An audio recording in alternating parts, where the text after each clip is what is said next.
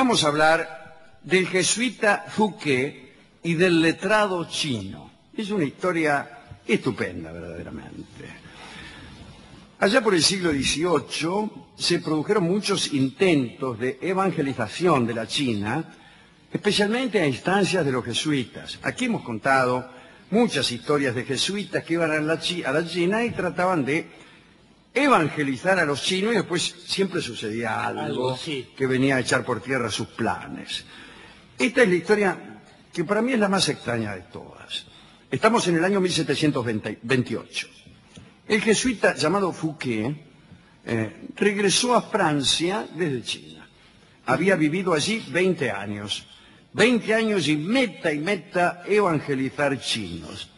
Fouquet había discutido con sus colegas misioneros que habían estado con él en el Oriente, y por eso volvía. Había tenido discusiones con todo y lo mandaron para acá. Se peleó en realidad con los otros jesuitas por la siguiente razón. Muchos misioneros trataban de evangelizar con procedimientos que no eran los que habían intentado otros jesuitas con anterioridad. Estoy hablando de Trigault, de Benoit, de Ricci, gente de la que hemos hablado aquí, que eran jesuitas que trataban de evangelizar por la inteligencia. Fabricaban relojes, autómatas, llevaban tecnologías que los chinos desconocían, etc. En cambio Fouquet era ortodoxo y allá no lo quisieron.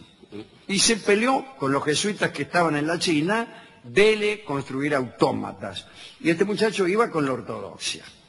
Entonces se enojó Fouquet y regresó a Francia, y lo hizo con algunas cosas que había escrito contra los compañeros que estaban allá en China. Incluso traía escondidas algunas denuncias. Y además trajo 2 letrados chinos, 2 abogados chinos. Uno se murió en el barco y el otro llegó a París con Fouquet. Tenía Fouquet el proyecto de llevar a este letrado chino hasta Roma, inclusive, para que le sirviera de testimonio del proceder de los padres misioneros que le hacían la contra en China. Así que era un asunto grave y secreto. Él trajo al letrado chino para que lo ayudara en torno a una intriga que le iba a hacer contra los jesuitas que habían quedado en China, pero no le dijo nada al letrado chino acerca de esta intriga. Quería mantenerla en secreto. Estaba solo en su plan, no tenía cómplices, no tenía amigos, estaba separado de todos. Los jesuitas de París en realidad defendían a los que estaban en China. Y de algún modo se enteraron, tal vez porque algunos de los que estaban en China le habían mandado a decir antes, yo qué sé, se enteraron de que Fouquet tenía alguna intención rara. En el momento en que Fouquet salió en dirección a Roma con el letrado chino, los jesuitas de París, juntos con algunos guardias, lo detuvieron en el camino. Fouquet fue apercibido y separado por un tiempo de la orden de los jesuitas, ¿no? Y con el letrado chino hicieron lo que voy a contar ahora. En verdad, este abogado chino era un muchacho que no sabía una palabra de francés, como suele ocurrir con los abogados chinos. Entonces los jesuitas detuvieron a este muchacho y fueron a ver al cardenal Dubois y le informaron, para terminar de destruir el plan de Fouquet, que tenían en su poder a un joven de rasgos orientales que se había vuelto loco y que debía ser encerrado. Por supuesto no le dijeron nada al cardenal Dubois respecto a tratarse de un letrado chino y que había llegado para testimoniar en Roma en contra de la cúpula jesuita de esos tiempos. No le dijeron nada. Le dijeron, tenemos un chino que está loco. Y el cardenal Dubois creyó lo que le decían los jesuitas y dictó una orden, en virtud de la cual el superintendente de policía en persona se presentó para capturar o para apoderarse del supuesto loco. El policía se encontró con un muchacho que hacía reverencias de un modo muy distinto que en Francia y que además hablaba como si cantara.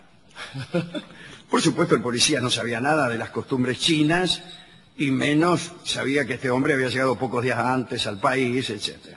Entonces mandó que lo ataran y lo remitió directamente a Charenton, al célebre manicomio de Charenton, donde fue azotado 2 veces cada semana como tratamiento. Le daban 2 viabas de fiambre.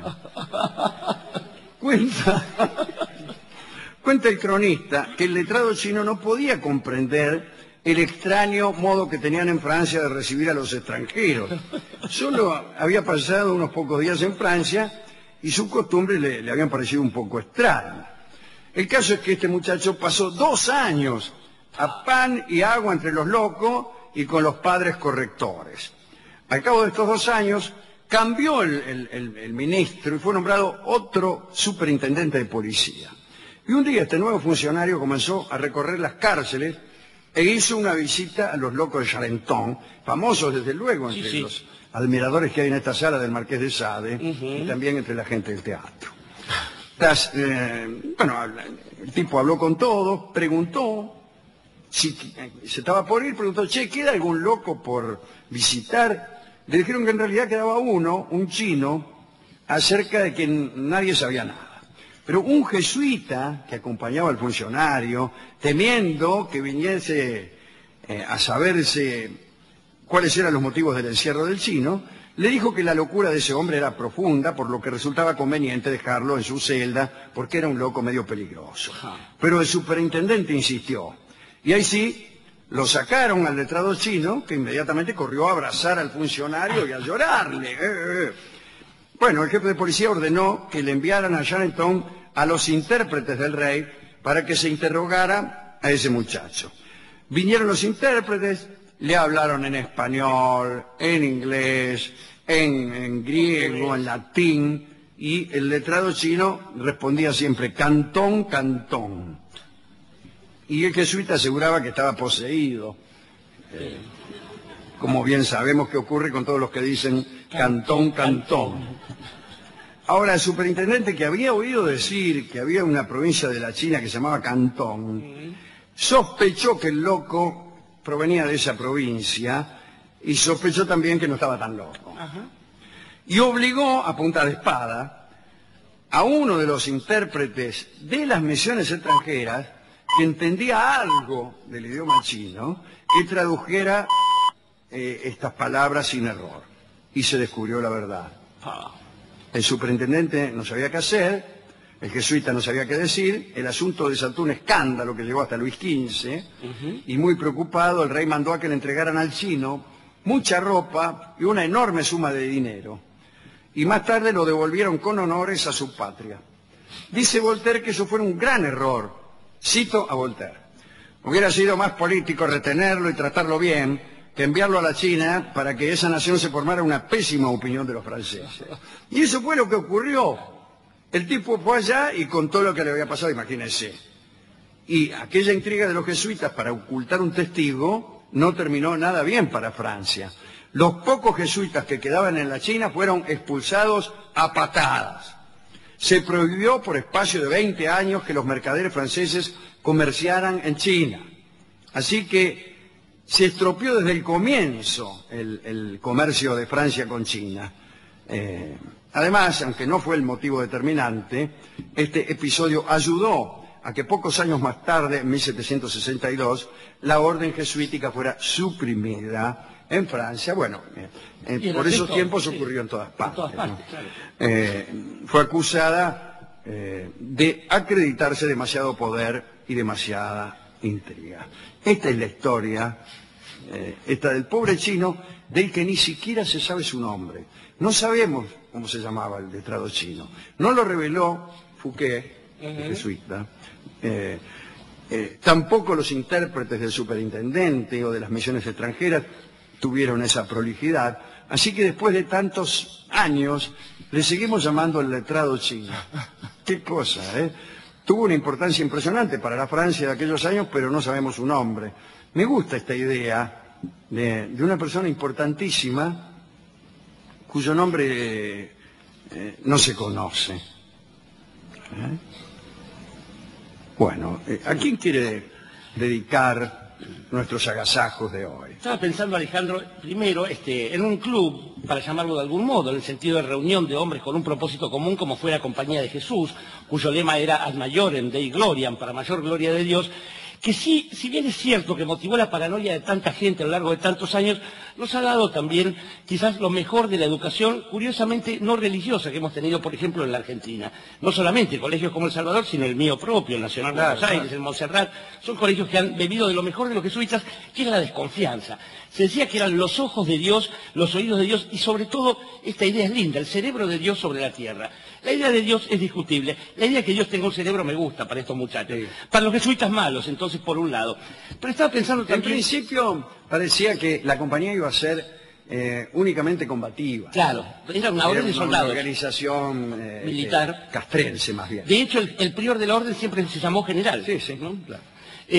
Pensaba también después en esta historia, esta dificultosa relación que hemos tenido los occidentales, incluso los que somos medio achinados como uno, con Oriente. Porque primero se demuestra que no hay chino básico, digamos, la idea del chino básico es propia de Occidente. Y desde 1762, esa época, hasta, casi le diría hasta hoy en día, hemos sufrido esta confusión siempre por ocultar los verdaderos fines. Porque supongamos que los jesuitas quisieran evangelizar. Lo que querían los occidentales era sacar una mayor tajada. La guerra de los boxers. Estuvieron todas estas cosas amparadas en no comprender el chino, cuando los chinos comprendían perfectamente las otras lenguas. Me parece que para los traductores que se negaron a hacer estas cosas, bien vale una condena. Y pensaba que si la orientalidad es cosa de uno, en cambio la identidad es siempre cosa de otros.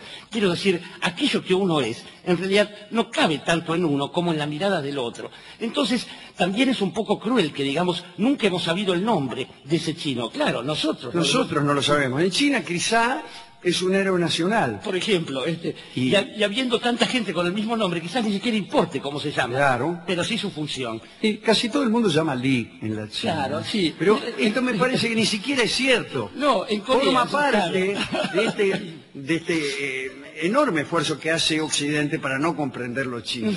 Esta obstinación no es fácil de ejercer en tiempos en que todo se traduce, todo se sustituye, que hay máquinas que lo hacen. Bueno, cada vez cuesta más no saber chino. Hay que darse vuelta y esconderse en lo más profundo de los roperos para no saber el chino. Y sin embargo lo seguimos ignorando. Y estaba pensando en ese sentido, Alejandro, que qué curiosas revelaciones nos aparecen gracias al tango, al folclore, a la patria, cuando efectivamente entendemos por chino algo incomprensible y a la mujer la llamamos china. Digo, me parece que hay alguna revelación de parte del hombre de su incapacidad para comprender las lenguas complejas de Oriente y la condición femenina, lo cual no es poco. Pero en todo caso, me parece que más que una dedicatoria, uno debería manifestar un deseo. Algo así como que pasado un tiempo de hecha una determinada acción, uno no se vea en la necesidad de explicarle al embajador, al rey de Francia, al jesuita o a la mujer amada, bueno, mira, la verdad, yo soy aquel muchacho. Y yo soy aquel muchacho, es lo que falta en esta historia. La declaración, el regreso del letrado chino y su declaración pública de haber sido el muchacho que venía con Fouquet. Vamos a escuchar en la versión de Hugo del Carril este tango de Joaquín Mora, que fue compuesto evidentemente basado en esta historia. No se nota en la letra. No, ¿por qué? Por lo que acabamos de decir, esta obstinación en disimular nuestro verdadero propósito con la China. Entonces, en la letra se habla... Pintados labios. Con una supuesta liviandad, de estados de ánimo, del paso del tiempo, del transcurso entre la juventud y la madurez, etcétera, etcétera. Cuando en alguna pausa, en algún gesto del cantor... Haciendo así. Se oye esto que debe ser repetido por el oyente mientras dura la canción, que estamos hablando en realidad de letrado chino. Incluso el intérprete, que si no me equivoco debe ser el mismísimo Hugo del Carril, ¿no? Así es. En algún momento repetía ton cantón, y nadie sabía de qué estaba hablando. Bueno, hoy en día ya se han enterado.